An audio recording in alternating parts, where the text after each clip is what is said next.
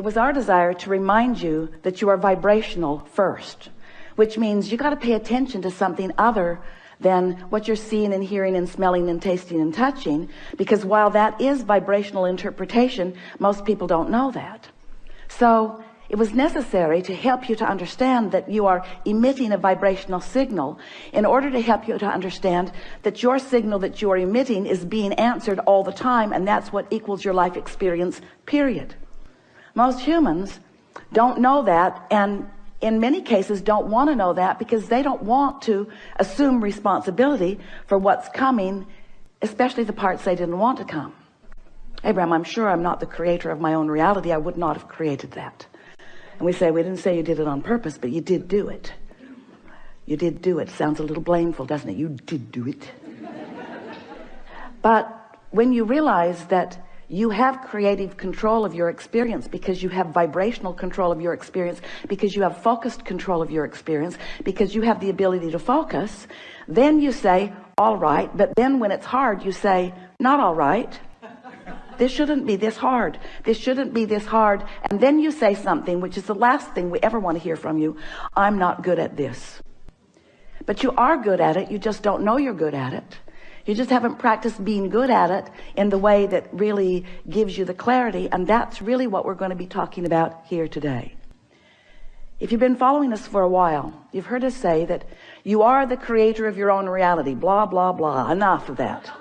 And that you live in a vibrational universe. Blah, blah, blah, blah, blah. Enough of that already. But you do, and you are. So, blah, blah, blah.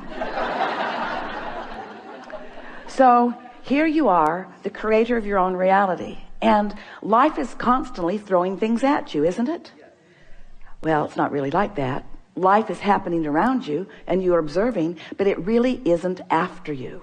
It's not testing you. It's not challenging you. It's just being around you for you to observe. It's just this magnificent palette for you to play in. So life is happening around you, and you are participating in it through your observation, through your memory, through your awareness, through your conversation. You're participating in it. And as you are doing that, you are coming to lots of conclusions, many and every day, of what you want.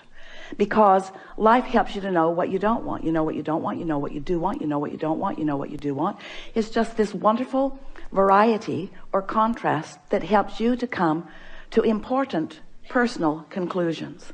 So these conclusions happen within you, and we've been calling that step one, because the variety, the contrast that surrounds you, causes you to ask for what you want.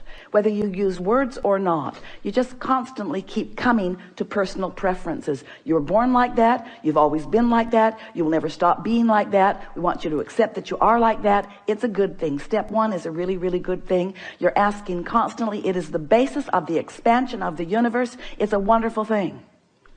So you're asking, step one. Step two, not your work. That's where law of attraction and the source within you answers what you're asking for.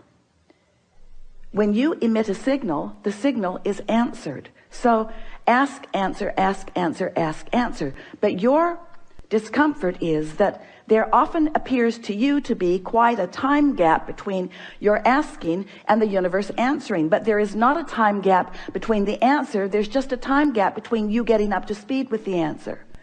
You say, hey, Abraham, that can't be right, because I want it. I'm paying attention. If it were there, I would know it. And we say, it comes in a vibrational form first. And you say, oh, so that's the catch. You're giving me something vibrational that I can't see or hear or smell or taste or touch. So you can say all day that when I ask, it is given. Write a book about it if you want, Abraham.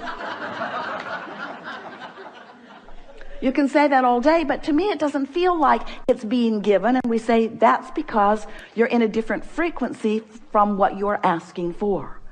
You have to line up with what you're asking for. In other words, when you want more money because you clearly do not have enough, when you feel frightened or bound or in trouble financially or just not satisfied, when you feel that way, you are that way. And you say, no, I feel that way because I am that way. And we say, no, you am that way because you feel that way. In other words, it works differently than you think it does, but you've been observing it for so long, you don't know which came first. But what comes first always is your vibrational countenance. And then the manifestation just matches what you feel like. So if you want more money and you feel like you don't have enough money, you can ask all day, all day, all day, every day. You can write long lists of it. But if in your belly, if in your being, if you're feeling the fear or the absence of money, then you've got a vibration going that's different from the answer that you seek. You want more money, but your vibration says, I don't have enough. And the universe says, and law of attraction answers you with what you're feeling. So a lot of our physical friends, especially in the beginning, say, well, then it doesn't seem like I can get there from there. It doesn't seem like I can get to where I want to be from where I am.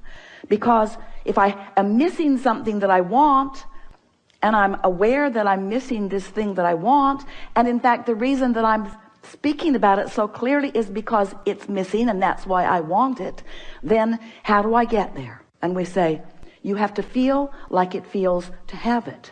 And you say, okay, then give it to me and I will.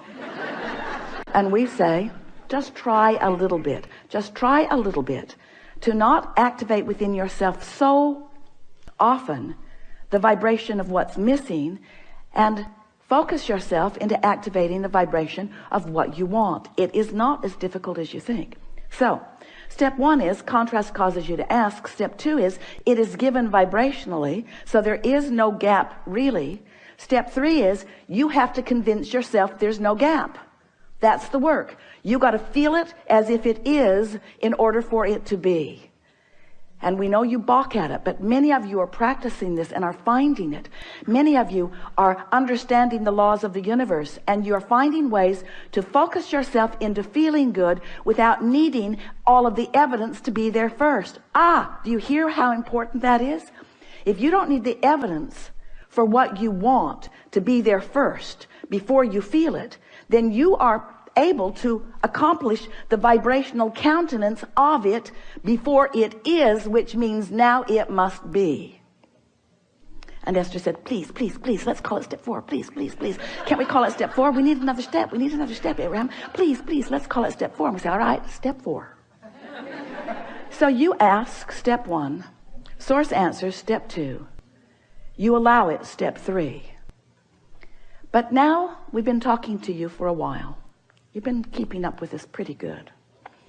And we're saying to you that if you don't try so hard, if you just accept that you are naturally good feeling beings, and when you wake up in the morning, before you start thinking about the things that you've got to do that you don't want to do, before you start remembering the injustices of yesterday or 10 years ago, before you remember that you're going to that place today to work that you really don't want to be, before your kids get up, before any of those things happen that challenge your sense of well-being, if you can get hold of that sense of well-being and just sustain it for a little bit with really general thoughts, because if you get specific, it usually doesn't work as well.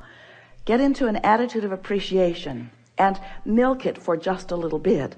Law of attraction will help you out. Because law of attraction says that that which is likened to itself is drawn.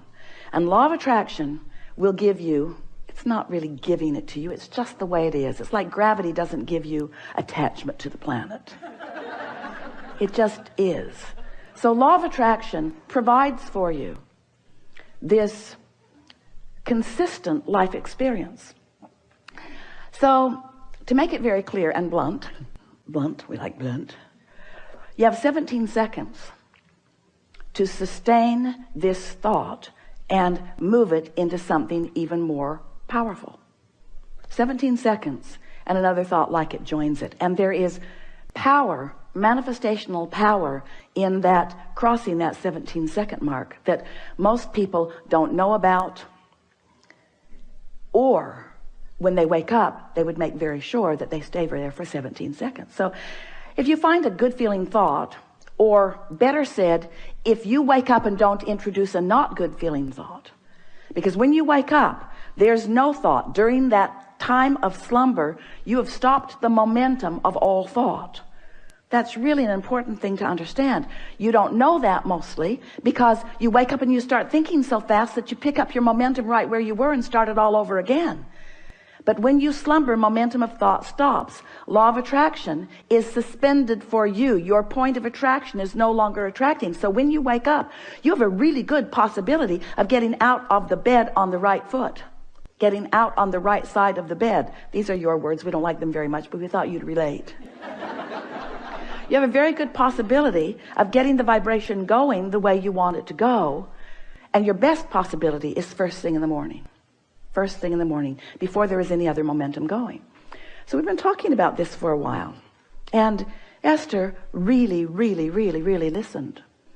So she decided that she was going to wake up on that first morning and she was going to sustain her good feeling that she had awakened with. And she didn't make it until breakfast. Quite annoyed with herself, which didn't help. But the next day, she tried it again and didn't make it much past breakfast. Then she discovered that if she just wouldn't read her email, it would help. So her dominant intent became to sustain this feeling of well-being as long as I can. Just sustain it. And what she began noticing about the second week and third week and fourth week of doing that was that not only was it easy to find and maintain that frequency of feeling good, but there were all kinds of other benefits that began coming to her that these words won't give to you. You have to do it and find it yourself, because words don't teach. So we're just explaining to you what Esther experienced. She found a new clarity that was not within her before. She found a sort of stable ride. She remembered Jerry's story of shock absorbers. He used to tell a story about he got a new car. He was test driving it. It was a beautiful Cadillac, and it was in San Diego. And the salesperson took him down a road that Jerry thought no nice car should ever be on. And he was amazed at the ride that that car gave him, even on a very bumpy road, because the suspension system, the shock absorbers were such that even though there were bumps in the road, he did not feel them in that car. And he used that analogy always, and it's the same analogy that we're offering to you here. When you find vibrational alignment with who you really are, and you sustain it for a period of time, what happens is you get shock absorbers. So even though the same sort of things may be happening around you, you might even see some of them, although law of attraction makes it less and less likely that you're going to participate on any personal level with anything unwanted once you begin sustaining this vibration of well-being. But the whole point of all of this, we don't want you to become so vibrationally snobbish. Esther says, I'm a vibrational snob. I like clarity and I will not accept confusion. But when you care about how you feel and you practice it until you're in this place where you are sustaining it more consistently, then you don't feel like you felt before. You know how when you first start knowing that you are the creator of your own reality, and you get feeling pretty good, and then someone says something that takes you away from your good feeling, and you think to yourself, I'm never talking to you again. I'm going to avoid you. You are a downer. But then you find yourself in a sort of state of avoidance everywhere. You can't watch television. You can't really go out in the world. You have to give your children away. You just can't barricade yourself into enough solitude to really maintain the vibration, and you give up so much by trying to do that. The benefit of alignment shouldn't have to pay the price of being a hermit. You should be able to practice your alignment until you're so good at it that you can go anywhere, be anywhere, with anyone, and maintain your vibration. And let's call that step 4. Because Esther wants to.